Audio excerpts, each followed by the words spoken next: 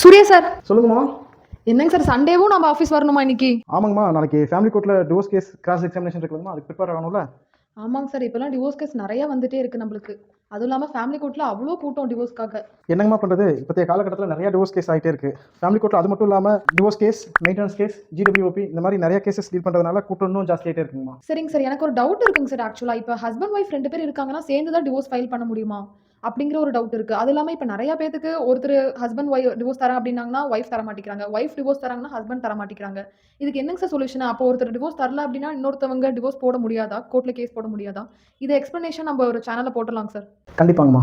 Hindu marriage act 1955 section 13B, அதாவது mutual consent divorce.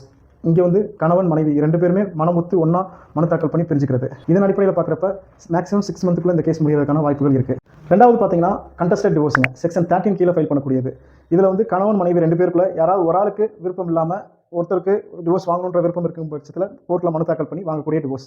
இதுக்கு சில கிரவுண்டுகள் இருக்குது. உதாரணத்துக்கு பார்த்தீங்கன்னா க்ரூவல்ட்டி கிரவுண்ட். இது பார்த்தீங்கன்னா குடும்பப்படுத்துறாங்கன்ற கிரவுண்டின் அடிப்படையில் டிவோர்ஸ் வாங்குறது.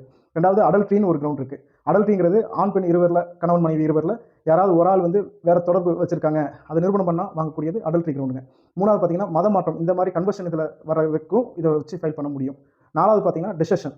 டெசஷன் மீன்ஸ் இப்போ கணவன் மனைவி 2 பேருக்குள்ள யாராவது ஒரு ஆள் கைவிட்டுட்டு 2 வருஷமாக ஆயிடுச்சு, போய் திரும்பி வராத பட்சத்தில் நம்ம கோர்ட்டில் கண்டஸ்ட் பண்ணி வாங்கக்கூடிய டிவோர்ஸ் தான் அந்த டிவோர்ஸுங்க.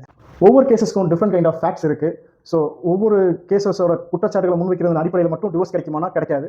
நீதிமன்றத்தை பொறுத்த வரைக்கும் தகுந்த சாட்சியங்கள், சான்றாவணங்கள் அடிப்படையில் மட்டும்தான் டிவோர்ஸ் கிடைக்கிறதுக்கு நீதிமன்றம் கன்சிடர் பண்ணும்.